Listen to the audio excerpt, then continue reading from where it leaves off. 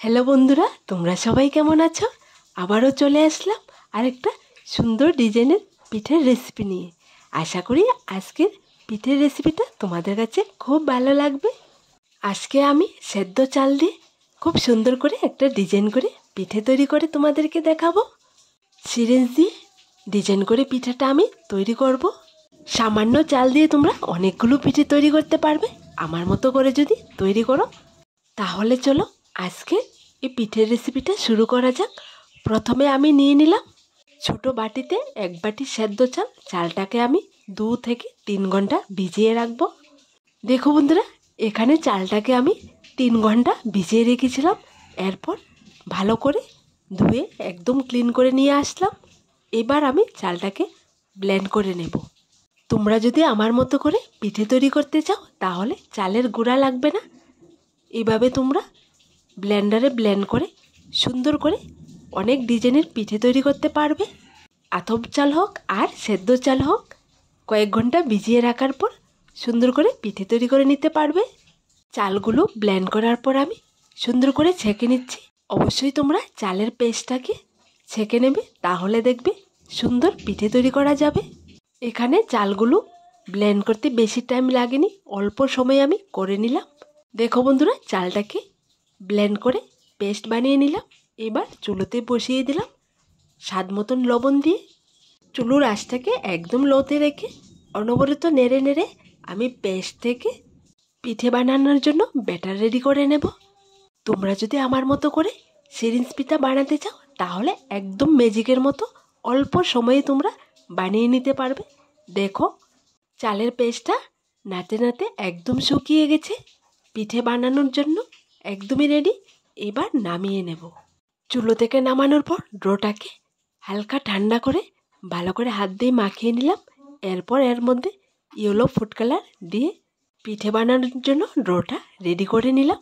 দেখো দেখো বন্ধুরা, একদমই সহজে করে নিলাম। দেখতে তুলোর মতো হয়েছে। এইবার নিয়ে নিলাম একটা কাঁঠাল পাতা।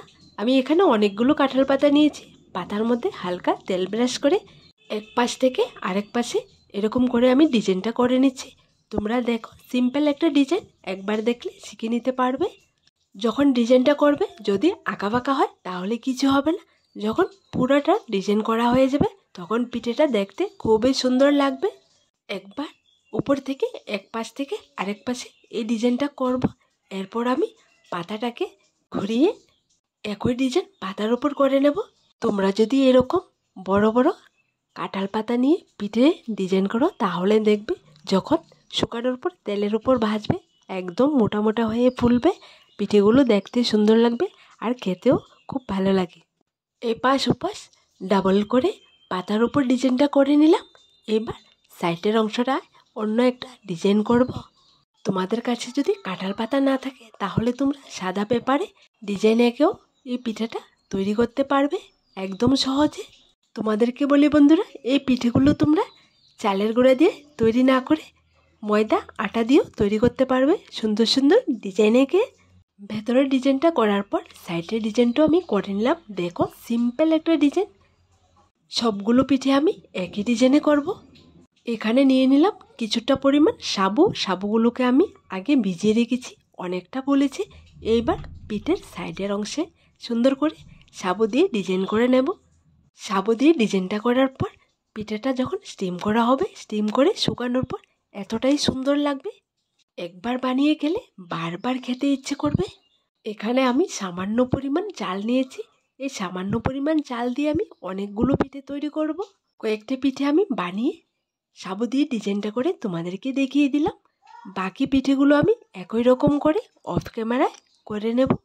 তোমরা যদি নতুন নতুন পিঠের ডিজাইন দেখতে চাও তাহলে আমার এই চ্যানেলটাকে সাবস্ক্রাইব করে পাশে থাকা বেল বাটনটি অবশ্যই ক্লিক করে রাখবে, যাতে করে আমার রেসিপিগুলো সবার প্রথমে তোমাদের কাছে পৌঁছায়। দেখো বন্ধুরা, সাবু দিয়েও ডিজাইনটা করে নিলাম। এবার পিঠেগুলোকে স্টিম করে নেব।